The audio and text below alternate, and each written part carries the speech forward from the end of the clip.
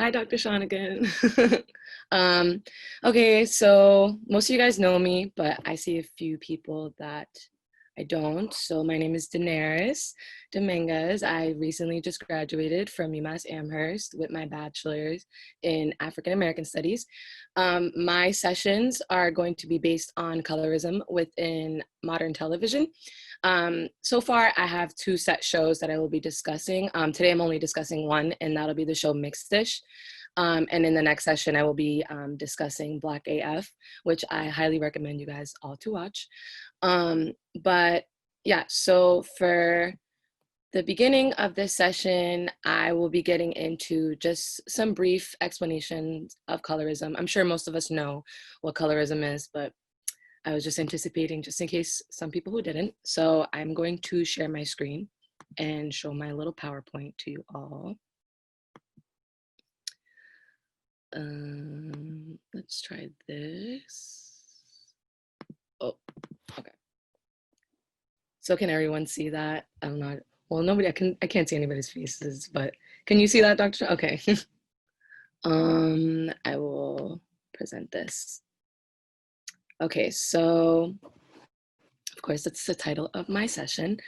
Well, first, just to get into explanation of colorism, of what I have written here is the term colorism describes discrimination based on the color of one's skin. And specifically, one thing I noticed today is that a lot of people don't know the term colorism, surprisingly, but technically it isn't a term that's in the dictionary. So not too much of a surprise. And I also noticed a lot of misuse of the term colorism because it mainly refers to people of darker complexions. So just the prejudice and discrimination that they face. It was a term that was coined by Alice Walker, the famous Alice Walker. In her words, the term means prejudicial or preferential treatment of the same race same race people based solely on their color. So yeah, it speaks for itself. But I'm just going to continue. Another thing I notice is a lot of people get colorism and racism confused, although of course they have things in common and one is with the other. There are differences, and the analogy I decided to use, a very simple one, is racism. An example of racism would be a business refusing and completely just to hire Black people, but colorism would be considered a business not preventing them from receiving a job, but just choosing what kind of Black person they want to have, which is usually one who has a closer proximity to whiteness. So yes, and another thing I wanted to really discuss is how gender and colorism tie into one another. A quote I decided to use is, colorism is also often gendered because of its unique relationship to who and what is beautiful. It has a tendency, although not exclusively, to affect and infect women more than men. And I really like this quote because of the word choice of infect, because again, I think that colorism deeply affects, women, Black women of darker complexions. When discussing colorism, it is important to note like the specifics of it, which is that we're living in a time where darker men are fetishized and they're uplifted by our communities, and not that they don't experience colorism, of course, but dark-skinned women are just completely disrespected and left to fend for themselves. So I feel like that's very important to note. Also, that just goes into experiences as well.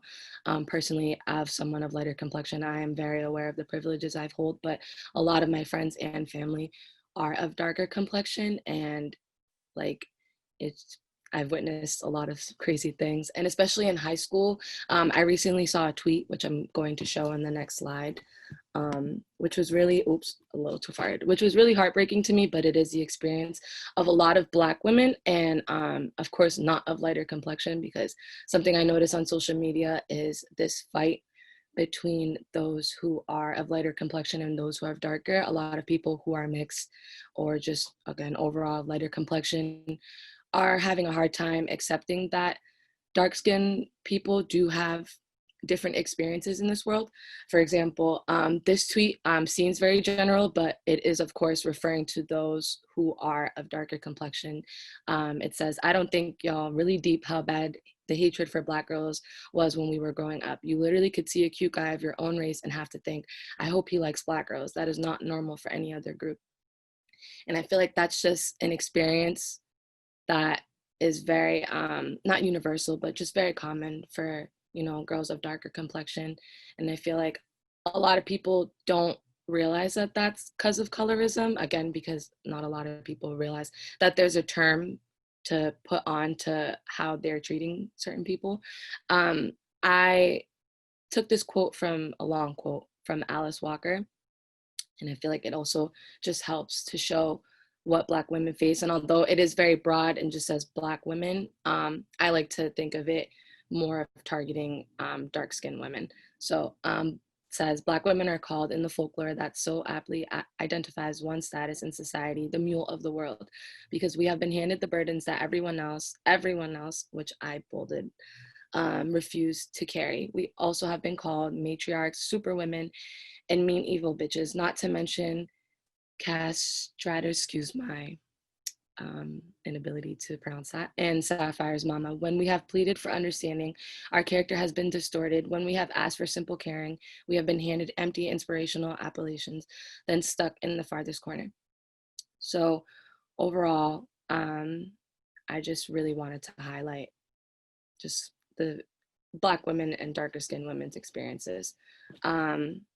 So I wanted to show, just in case, because I'm not really sure, this was very last minute, me trying to hand out materials to everyone. I wanted to show everyone the trailer to Mixed-ish, because Mixed-ish is, if nobody knows, it's a spin-off of the show Blackish. And, Blackish is known just supposed to be a comedy little sitcom, but also an educational sitcom, to educate those about Black history, just, little things within the history, and also trying to be funny. My issue with the show is the audience that it's supposed to be targeted to.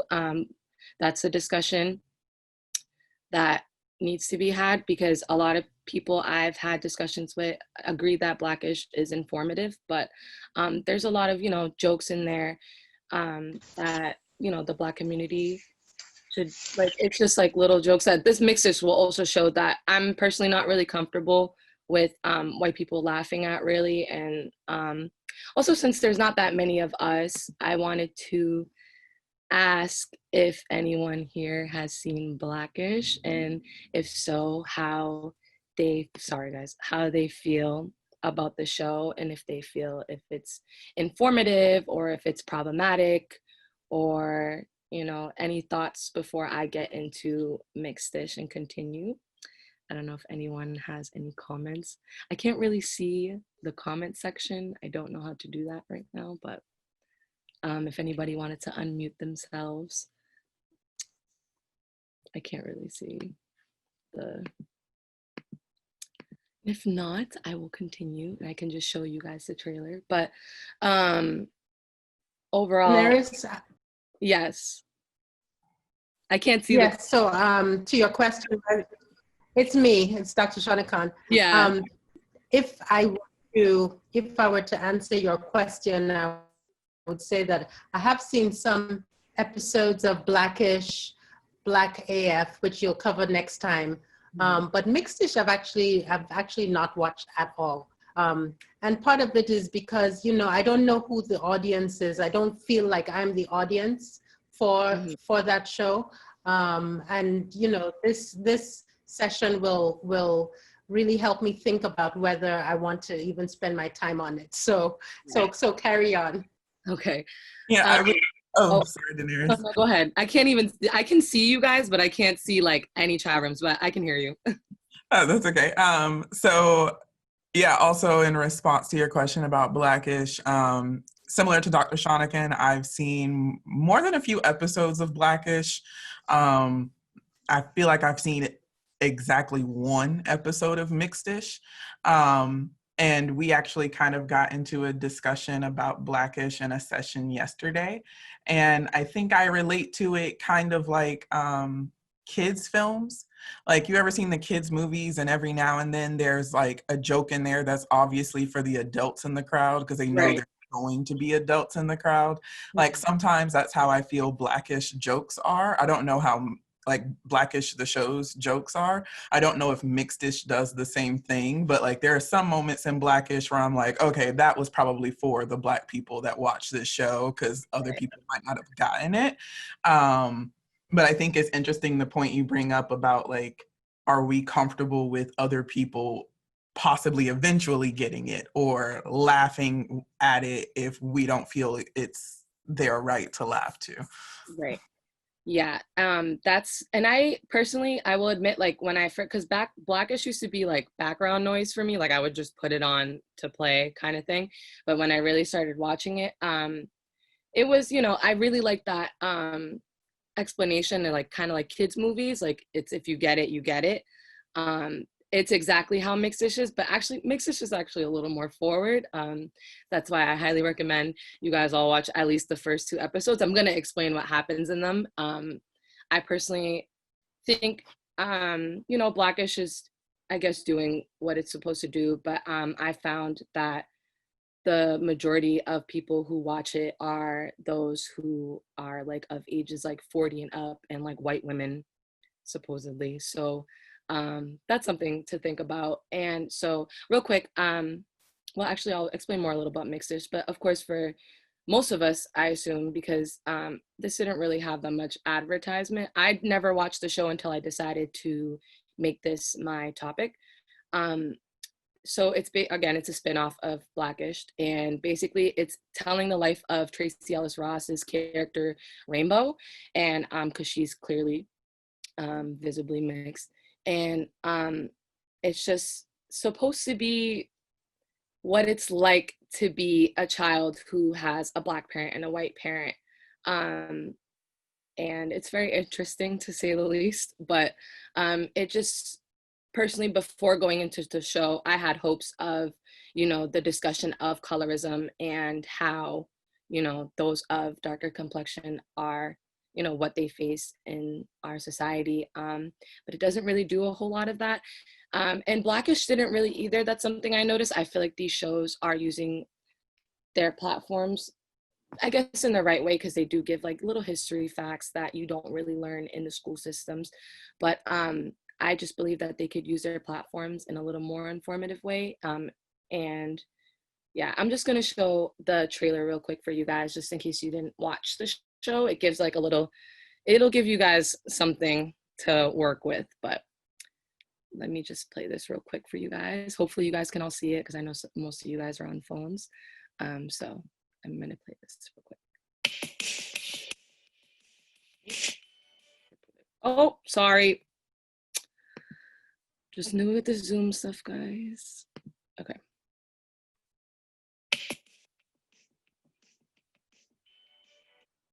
Oh my gosh, I'm sorry. Elena, how do I put this full screen? If you know how. I don't think you can. Okay, then I'll just like leave it like that. Yeah, I think every time you try, it's gonna do that. All right, here we go. Here we go.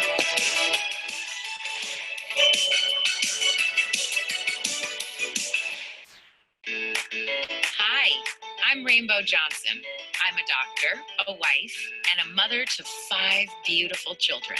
But as I watched them grow into the people they are today, I realized they don't know my story. You grew up in a cult. It's amazing I ever met you. Well, we actually wouldn't have ever met if the elders hadn't gotten arrested. Wait, what? Well, they didn't get arrested. They got detained for 3 to 5 years. What?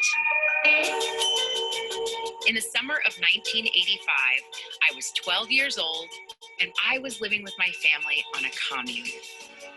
We ate together, prayed together, and even slept together. I would have told you it was perfect. ATF, freeze! But the government would have told you we were a radicalized cult in violation of over 47 ATF regulations. While the rest of the world was inaugurating Reagan into his second term and worrying about AIDS, famine and the crack epidemic, my peaceful little world had been taken away. I know this place might seem different. Hey, hippies. Harrison Jackson III was my grandfather. I'm going to make more real world money to pay for this real world house that your entire family's survival is dependent upon. And that's why I hate guns. My little brother Johan looked at everything like one great big magical adventure. Bet you it's a portal to another dimension. Guess that's settled. Never using that thing. My little sister Santa Monica complained like a woman with no kids on her third divorce, which interestingly enough, she would eventually become. And when we got to school, we got introduced to the real world I'm too little to die. real quick. What are you weirdos mixed with? What's mixed?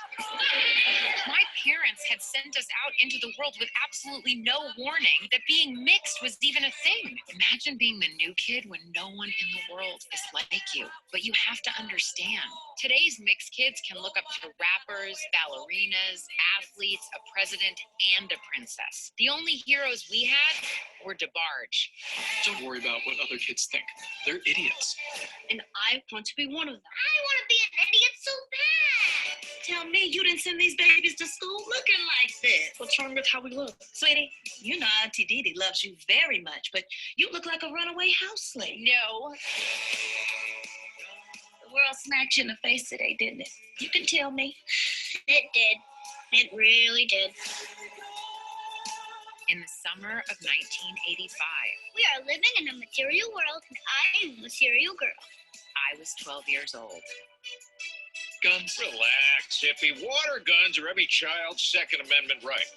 Pew, pew, pew, pew, pew, pew. And my life The audio cuts off here, but it's just them having a water gun fight. So I'm gonna pause that. Something real quick. Also, this was the trailer I watched before I watched the show. If you notice, the dad, he's not the man who actually plays in the show. I guess they removed him because he doesn't look like the friendliest white man, like the way he. I don't know what they did with that, but I did want you guys to see what the real man is. So I pulled up a picture. This is who actually the actual couple is. So he does look a lot friendlier. I don't know about that. I just read an article. I thought I was going to find something a little suspicious about why they changed it, but he does look more like a friendlier dad guy, I guess, whatever. But if that's not the focus of the show, I don't know why that really mattered. But so yeah.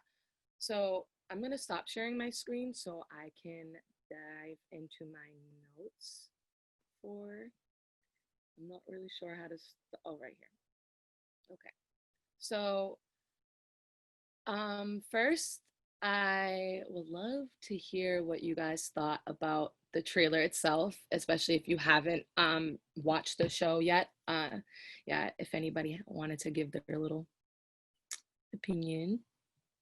I can't really see what's, okay. Oh.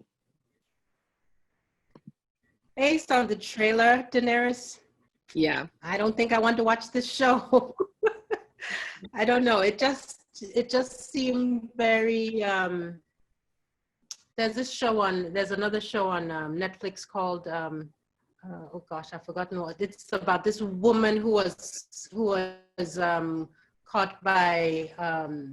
She was in a cult, and then they let her out, and she's seeing the world afresh and new. You know, it's the show that Titus Andromeda is one of the characters. He's wonderful, but it just seems like such a.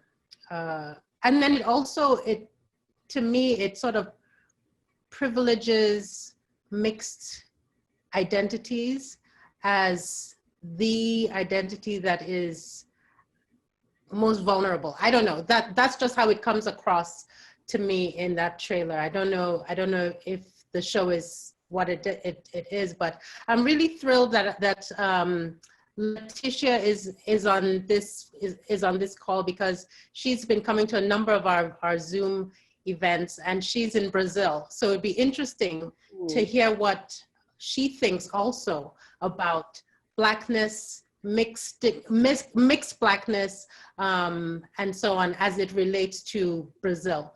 So anyway, that's just my really quick take and my plug for you to ask Letitia to answer a few questions. Yeah, I would love to hear your point of view, especially on that trailer, if you wouldn't mind. Okay, so first of all, I love the show. I don't know, my parents are both Black, but I don't have the darkest skin, so I feel like I can relate a lot watching the TV show, because sometimes I feel like I'm in between not being Black enough here in Brazil, but at the same time, you know, assimilation and all the process that we have here in Brazil to make you feel like you need to be more white. So I enjoyed the show a lot. And I think like I learned a bunch of stuff while I was watching the TV show, but it's just my perspective from my experience as a Black woman in Brazil. Yeah. No, yeah, I totally agree. I think the show itself, like the show, it's not that it's a bad show, and same with Blackish. It's more of just like the critiques of it, because I agree it is a very informative show and it's actually pretty entertaining.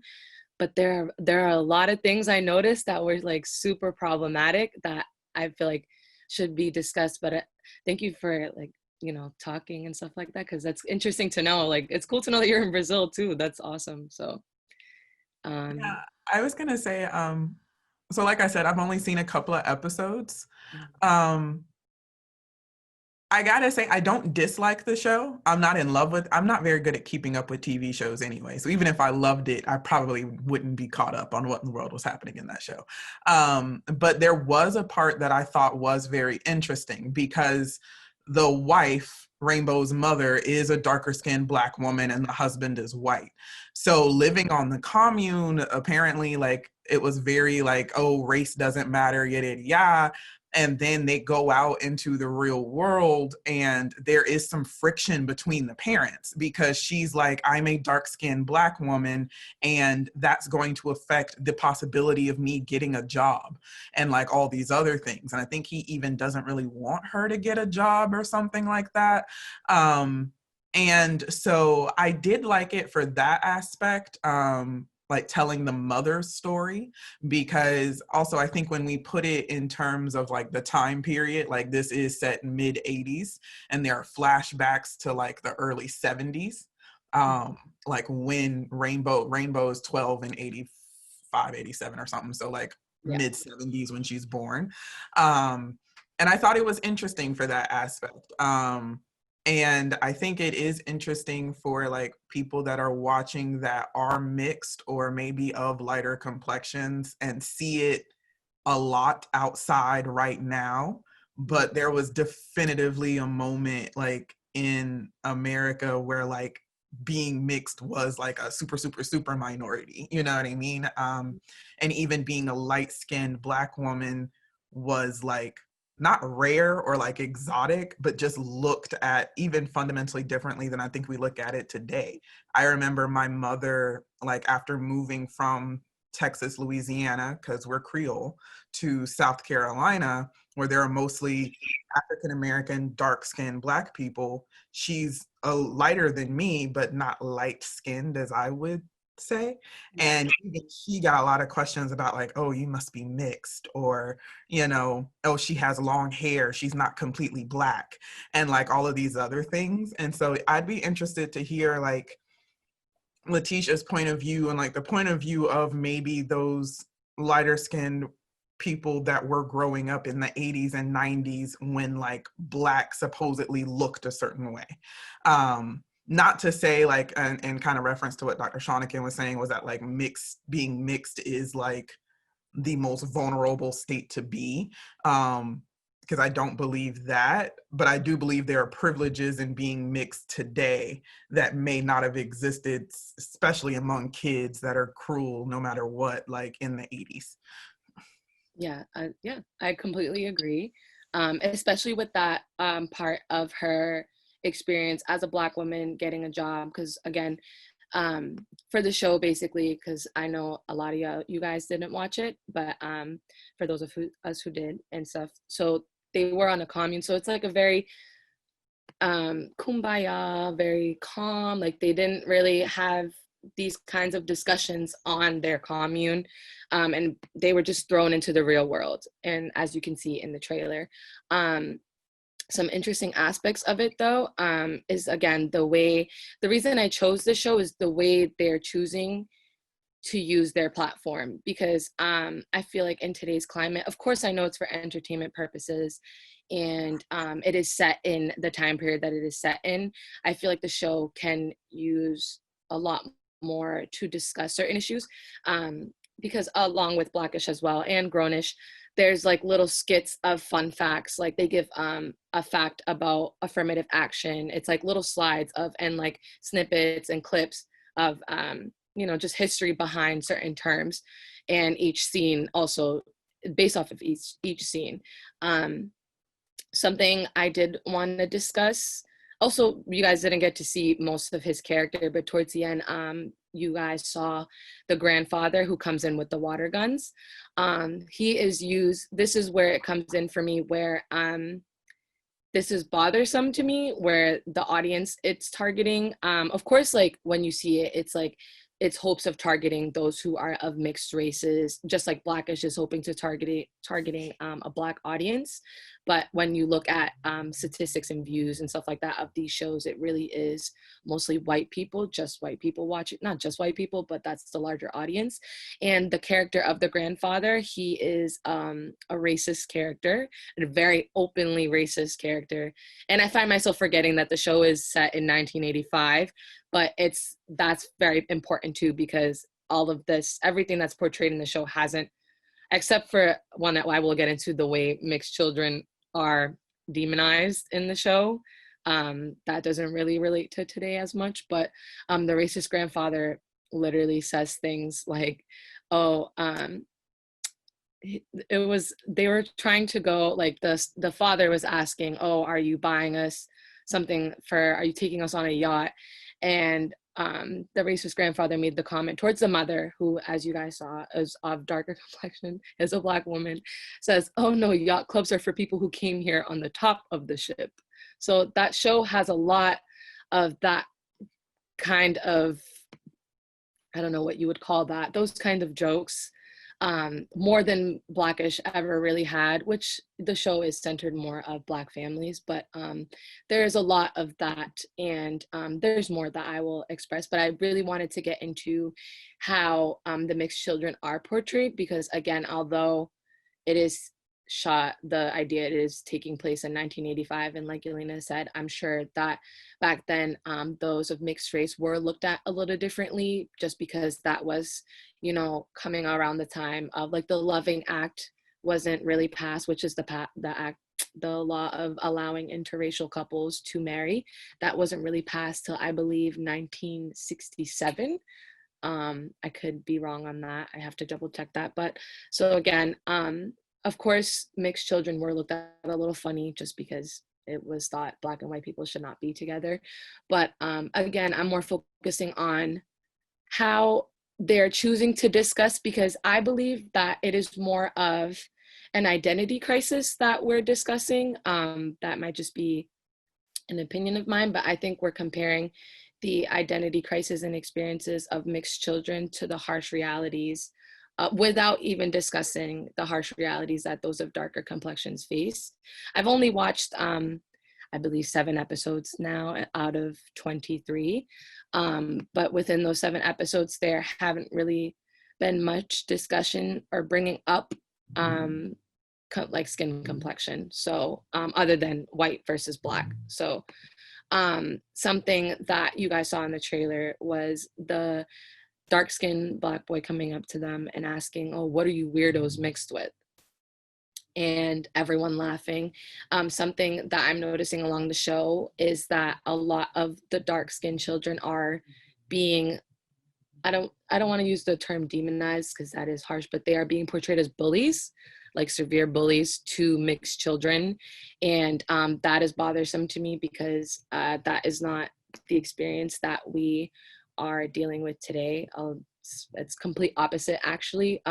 Although mixed kids do have that identity crisis and that identity issue of, I don't know where I belong. I don't know if I'm more with this community. I don't really feel like I'm part of this community. And that has a lot to do with just society telling us what we want. But yes, that was bothersome because that's shows up a lot in the show. It shows up a lot that the darker skinned kids do pick on Rainbow and her family for not being like them and not choosing sides. But yeah, so also something that was pointed out, thankfully, in the trailer, when they talked about mixed heroes to look up to, I wanted to hear what you guys thought of that. Like, if you had any thoughts about that, how they're showing like now mixed kids have princesses to look up to, and you know, Drake and whoever, I can't remember who else was displayed, but I thought that was very interesting and a very interesting thing for them to slide in there.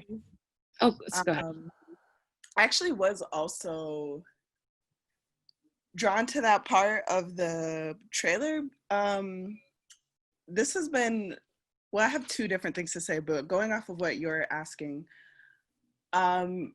it's interesting because even like with the example of Obama and how they're like, oh, he's a mixed image to look up to, and how they kind of really, it feels like went out of their way to separate it from being a Black symbol. I mean, I'm not Obama's biggest fan, but I'm just like, all these images that they brought up of like people who are biracial, like a lot of them were like, it's just interesting to me how there is this still separation between being like biracial or mixed and being African American, and it's it was kind of weird, but and I mean, it just points to the fact that a lot of, again, like light skin privilege, a lot of the people who were able to achieve this status of being seen as like an icon or inspiration, or able to kind of make it out of, or like break through these racist barriers, have all predominantly been like lighter skinned Black folks. But I also, what was I gonna say? I guess one thing that, I don't really know how to say this, but it's very specific to like a biracial African American experience, like in a very specific to a timeline. I know around that time there was a lot of waves of immigration happening and coming from Lowell, where a lot of people who are mixed race are coming from families who are from different countries, and seeing the tensions between Black folks whose parents, who are first-gen Americans, whose parents aren't from the United States, kind of having tension with the African American population. And so it's kind of interesting to see how, like, to see the way this family is being portrayed in the 80s, and being American, and kind of where I grew up more like present day, in a predominantly like where it was mostly immigrant populations, who are also Black, but there was a lot of conflict, and a lot of that conflict was also due to colorism growing up. So yeah, I don't know if anything I said made sense, but No, I it have makes sense. for a minute, so Makes sense. No, yeah, and I agree because I'm also from Lowell, guys, and so I understand completely what Crystal is saying. And overall, that part, just this show is just very interesting to me in the way things are being described. It's just I don't want to keep, I keep taking away from the time period. It's just because this is a television show that everyone is going to watch. And I feel like, of course, it's, I don't see a problem with having a show about the experiences of those who are of mixed race. I feel like it's important for everyone to feel, comfortable and feel like they have representation. But it's just like comments like, oh, the new kid where no one in the world is like you and stuff like that. That was said in the trailer. Like, it's just like you guys are saying, like how it's that state is the most vulnerable, like being a mixed child. And like I just don't, and it's not to take away from the experiences of those who have that, like who have that experience, because it can be a tough one when you don't really know where you fit in. But there are a lot of other things that I wanted to discuss within this show. And again, the show isn't completely terrible. There are a lot of learning moments within the show. It's a good show. It's decent. Like, it's something to watch, and something to watch and something to dissect like this. So also, there's a part in the show that you guys didn't get to see within the trailer, but the kids go to school, and of course they're getting picked on constantly for being mixed and looking the way they do.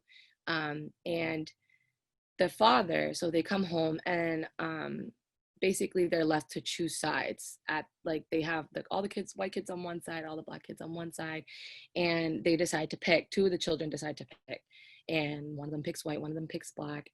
That's not really the focus. It's like they change what they look like, they get out of their clothes they used to wear in the commune, and it's more of what the white father decides to say. So they come home and he looks at them and he's like, this isn't okay. We don't have to change who we are to fit in. We're not supposed to conform to society. We're not supposed to conform to white standards. I just thought it was very interesting that they chose for the white father to introduce that idea. Also, although we're like, because it's not to take away, because even those who are of mixed race also have to act a certain way, be a certain way in society, because no matter what, if you look black, they're going to treat you how you look as well. But just that part where he's saying we don't need to change to fit in, it bothered me very much, just because it's showing, I don't know, it just bothered me that the white dad was doing that, to be honest. But we do, as people of color and Black people, do need to change to fit in. So that's just something I wanted to address. The second episode is where things really kick in to discussing the issues of colorism and stuff like that. And it's just stressing the identity crisis that is being faced. It goes into more jokes. I mentioned the father.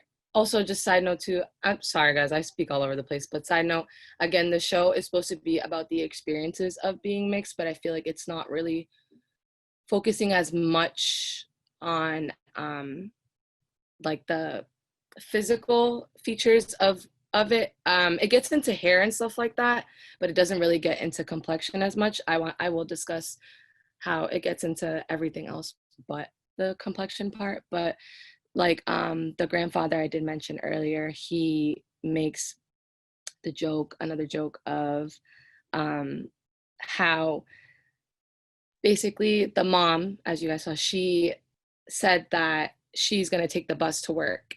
And the grandfather says something like, in case you haven't heard, you're allowed to sit in the front of the bus now. Congratulations. Like those kind of jokes. Just, I feel like the show itself is focusing more on the comedy behind it all. And I guess that makes me personally a little uncomfortable, like another joke that's in there. Although this is steering away a little bit from colorism. I will steer back to that. I just wanted you guys to hear more about what this show is focusing on. There is also a part where like the grandfather is saying, okay, be there at a white 9 o'clock. And the mom's like, oh, I'll be there at a black 8:55, which means 8:55. Like, it's just a lot of targeting and stuff like that. But overall, also I spoke about how the show is informative though, because there was a scene about affirmative action and how the mother basically asked the grandfather not to speak to her at work because she didn't want people to assume that she had privilege of getting the job because of him. And he's like, they won't assume nepotism, they'll assume affirmative action. So I don't know if that joke, if you guys are understanding the joke, I'm sure you guys do. But overall, I just feel like the show, steering back to the audience, I'm like talking in circles, but I think the show itself just has a lot that it can do and that it's not doing. Because I feel like it's really treating racism as a joke, like, and just colorism itself as a joke, because I'm sure people like Tracy Ellis Ross and those like the directors, I believe his name is Kenya Barris. I think he's the producer of the show. I'm sure they're well aware of colorism. We are living in a time that we are well aware of these things. So I just feel like the platform they're choosing to work with is just, questionable for me. But also just the show itself not really discussing privilege at all. There's some questions. There's some questions on the side in the bad, chat. guys. If you Yes, click on chat, there's some really great questions from Crystal. Yes, the grandfather is white and he is rich, and also that also reminds me it's like the episode is sympathizing a lot, not the episode, the show is sympathizing a lot, which I'm sure that's the purpose, with those of mixed race, but it also sympathizes a lot with white people and what they have also faced. And that also made me uncomfortable because apparently the grandfather is rich, but he didn't grow up that way. And they almost kind of tried to excuse the way he was because he grew up poor and he had to struggle for food some days and all this stuff. But sorry, I'm just reading. Oh, so that environment is because, so the house they are living in and the community that they moved into is because the rich white grandfather, he owns the home. They just moved into it, and they're just living off of him. And eventually that's where we were talking about earlier, the mother did have to go get a job even though the husband didn't really want her to. So that goes into also a lot of things like that, issues like, it's like, sorry, I'm like feeling I'm stuck, but it's the way they're discussing, like they're introducing that there is in fact an issue, like a black and white issue and just an issue overall between complexions, but they're not delving into it. Just like the actions of the dad not wanting the mom to get a job, and just overall the dad just not really realizing his privilege. Like they're explaining his privileges to him. Like there's an aunt in the show as well that I failed to mention. Her name's Aunt Dee Dee, and she is more in touch with America. She wasn't on the commune, so she knows what's going on and stuff like that. And she's portrayed as like this spunky black aunt, like, trying to educate the children. That was the aunt you saw calling the children runaway house slaves. Also that is another thing. There was a part where when she said that line in the show, the mom had said, "Don't teach my children that stuff. Don't fill their stuff with that nonsense." And like, it's like just being very dismissive. The show is a learning show, and people, as I'm watching, they are growing, but it's a lot of just being dismissive almost of certain things, not really getting too deep into it. The mom says, "Oh, don't teach them that stuff." And it's like, the aunt's trying to explain, because she's like, "Oh, they're half white too." And it's like the aunt's trying to explain, but society is going to view them as black. But overall, yeah, that's the environment they are in is due to the white grandfather, the white rich grandfather. What was that? No, go ahead, Crystal. I'm just trying. It's interesting because this is even from what I've seen in the show Blackish, they are also growing up in a more middle class, affluent environment and neighborhood. Mm-hmm. And I'm kind of going back to the points earlier that were made about who is the audience, because it seems that it's easier for people to kind of swallow this narrative around Black families when they are from middle class environments. So yeah, that was kind of just what I wanted to point out, is that even in both Blackish and Mixedish, they're kind of definitely focusing on a more suburb environment. And it's if we're gonna do representation of Black folks and children and people who identify as biracial or mixed, it's also important to incorporate those who don't come from affluent backgrounds. And yeah, so I think that's one thing the show is kind of failing at. But yeah, so that's just one thing I was thinking about. No, yeah, I agree. I chose the show to, oh, did someone want to speak? I Oh can't. yeah, I was gonna say, I think it is important though to keep in mind that like at the very least, Blackish was not meant to represent Blackness as a whole. Like Kenya Barris, like Kenya Barris likes making shows about himself effectively.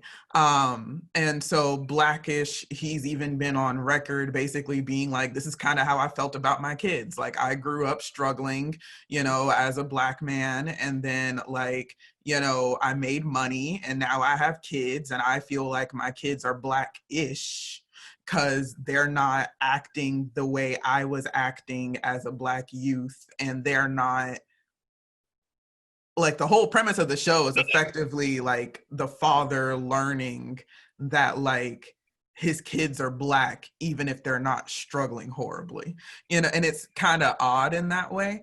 And so I think your point is very important about like representing like across like socioeconomic statuses. I do think it's important to keep in mind that that was never Kenya Barris's aim. That was never his goal.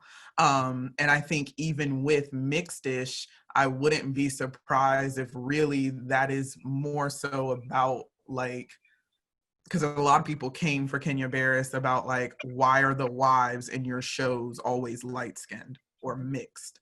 And he was like, well, it represents my life because his wife is light-skinned and mixed. Or maybe just light-skinned, I don't remember. And so, I don't know, I think it's interesting. I think that possibly for me, my critique about Mixed-ish is the framing of it, because I think that when you're showing a show in 2020 that's referencing the 1980s, but it has to do with kids, when people who were 12 in 2010 or even 2000, you know what I mean, like are not going to be able to relate to that really, you know what I mean? Like, so effectively everyone who would be able to tie those 80s references, like American Black 80s references, and like know what going to middle school as a Black kid in the 80s was like, are not, you know, may not be as interested in a coming of age story, you know what I mean? So it's almost to me like the wires kind of got crossed. Yeah. Because I think when it is set, I'm willing to give it a few more passes because of when it's set, because, and maybe this is just from growing up in the South, it could be very representative of true experiences. I mean, apart from the dramatization of the commune, you know what I mean? But it really could be very representative of like the racist white grandfather, you know what I mean? Like the darker skinned kids that are bullies. I think we don't really want to acknowledge that that's a possibility because we understand light skin privilege in 2020 and 2010. But truly, when there's only 3 mixed kids in an entire school, which is what was happening like when my mom was in like middle school, like then that experience does seem a little bit more possible and a little bit more real, but I wouldn't know that. You know what I mean? Like anybody younger than me wouldn't know that, wouldn't relate to that. And so I think then it comes across as like, oh, you're trying to make people with privilege feel better because they were once oppressed in some type of way. And I think it's I don't know. Kenya Barris isn't great at navigating much. So I kind of had like low expectations for most of his shows, which is why the only reason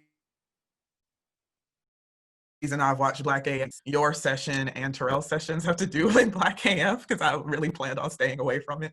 But like it was, I think, yeah, I just think that's really, I think it's difficult for us to relate to because we really got to think about the fact that 1990 was 30 years ago, y'all.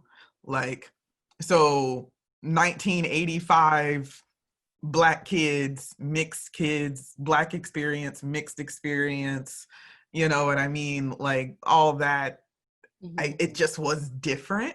And I don't know if that's me trying to be apologetic to the system. I don't know. Maybe I need to like do some introspection. I don't know.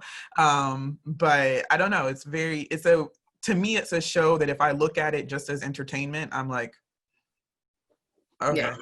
you know what I mean? Because I don't think I can look at it as relational stuff, you know? Right. Yeah. I completely agree. I see the time is ending, but I'll say like a few more words.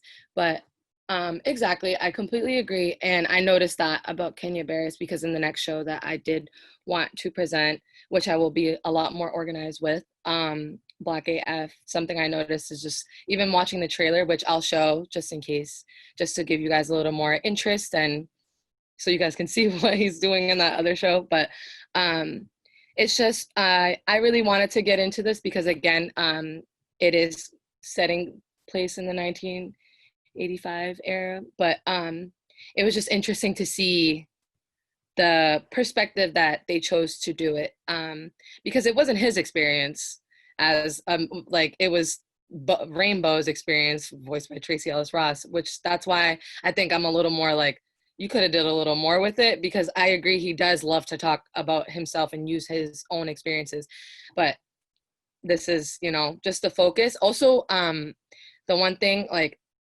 it's just interesting to see the way they're making, because it is true. I feel like a lot of us have a tough time accepting that there can be bullies that who are of darker complexion bullying mixed kids because, you know, it happens. It does happen. And, you know, I'm sure we've all seen it happen, but I think we just choose to be a little more dismissive of it because of the facts that we're surrounded with, which doesn't make it any more okay. Bullying is bullying and stuff. But I feel like I'm glad you brought that up because, you know, I feel like a lot of people just like, no, it's okay because of which, you know, but again, like they're in the show, it's like the way they're trying to, it's just interesting to see when you put it side by side with the experiences of a darker skinned person and someone of lighter complexion. Like, you know, they get called Oreos in the show, and the way, you know, it is annoying as a kid, you know, who's a light-skinned kid who's mixed and, you know, or whatever you identify as, to, you know, be called any kind of name. But in the show they make it seem like, you know, they're being called the N-word, and it's just like, I feel like it's difficult to really put those kinds of instances with each other. Like, that's the kind of stuff that I'm like, And also, just really quickly, a part in the show, you know, it's focusing on the bullying. You know, it shows Bo trying to bring together all races and like saying mixed people have the power to just bring it all together and stuff like that. And there's a scene where she eats in the bathroom alone because all the Black and white kids are bullying her.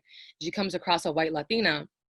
And, you know, they team up together to combat all the mean bullies and bring their own lunch table and sit at the lunch table, and they've solved everything. I just feel like it's very problematic to put that kind of image out there because it's like, you know, it's just giving not a superior complex, but it's giving a certain kind of complex to those who are of lighter complexion, because those who are of lighter complexion do have a privilege and should use that privilege to, you know, help give, you know, voice and platforms and give attention to those of darker complexions. But I just feel like this show doesn't speak about that at all. And as a show that's trying to educate, you know, society and educate its viewers, because they do give a lot of clips of definitions and of everything else. I feel like they should be including everything everything, like the whole haul. And I just really haven't seen much of colorism. There has been one episode where Bo gets chosen as the token Black kid, but they're focusing more rather on the term tokenism, and not it's because of she has lighter skin. It's because, oh, you're one of the nice Black girls. Why can't all the other Black girls be nice like you? There hasn't been really a moment in there where they discuss skin color. And I feel like, you know, overall, to wrap it up, I just feel like as a show speaking about mixed experiences, it's definitely important to broadcast and highlight and discuss the privileges you also face, because I feel like it's just focusing on the negatives and never really like, you know, oh, but at the end of the day, I am light skinned and I'm going to navigate life differently in a positive light compared to my darker peers. And overall, that's what I have to say, dealing with colorism within this show. And again, it's not to bash the show, because there are some informative things and helpful things, because I'm sure kids will watch this. Like there's a episode about hair and how, you know, those of us who don't have straight hair, you know, how we had to go through periods of damaging our hair and then regaining our, you know, confidence and all that stuff. But overall, it's just not, it's really making it seem like the vulnerable experience of mixed children is, you know, worse than those of darker complexion. So that's all I have in my notes. But I know it's 2:05, so if anybody, you know, needs to run. But if there was anything, any other comments that people wanted to make, or I'm sorry, I just don't seem all put together also. I just wanted to say how much I just wanted to say how much I loved this talk. I thought Crystal's questions were wonderful in terms of reminding us about the specificity of Blackness. You know, the idea that that's what I found so interesting about UMass, about teaching at UMass, is that a number of the Black kids who go to UMass are kids of immigrants. You know, they're not purely African-American kids, you know, quote unquote. And that brings another type of meaning and understanding of Blackness. Yes, Kenya Burris, you know, has his own perspective. And as Lena said, you know, he didn't intend his shows to cover the whole swath of the experiences of all Black people. As viewers, as consumers, we do expect more, right? We do expect, we are allowed to critique because we're looking for ourselves also in those shows. And so we come across hard on the shows because there are not that many that frame us. You know, there are just a few that get prime time, that get onto ABC or NBC or Fox. And when they do, we get excited. And when we see them and we don't see ourselves, we get disappointed. My children were all born in Indiana, but you know, they were growing up in the early 2000s, have this natural hair. I didn't want them to straighten or wear a weave. That was just me. And in the early 2000s, that was something that got teased a lot by Black kids. You know, Black kids teased my kids for having that hair. Now in 2020, everybody's going natural. It's all cool now. It's all good. But at that time, it was not. So I get Lena's point about if a show is set at a certain time, we need to understand what that time is. Because if we put a show up now with little girls with locks or with natural hair now, no problem. But if it were in the early 2000s, man, my girls got so teased. So anyway, it's a lot, and Danyris, you've given us a lot to think about in terms of how we are portrayed on these shows. So thank you, good job. Yes. Very quickly, if you guys wanted to, before, unless other people had comments, I wanted to show you guys the Black AF thing, just because if you wanted to watch it, or I can send it. I know everybody here, so if you guys wanted to go to, I can just send it or send it an email and send it out to everybody. But yeah, I really recommend watching Black AF. And again, my next class, I will be a lot more organized. This was my first time, and I was very nervous. I was rambling a little You bit. were wonderful, Danyris. You were wonderful. Your stream of consciousness is always so interesting. I just follow it. Yeah, I feel like it's hard to follow. That's why I don't know. But again, if you guys have any other comments or questions, I know most of you guys have my email, if not. Or Letitia, if you have anything to say, it's so cool that you're from Brazil and that you're in here and that you came to my class.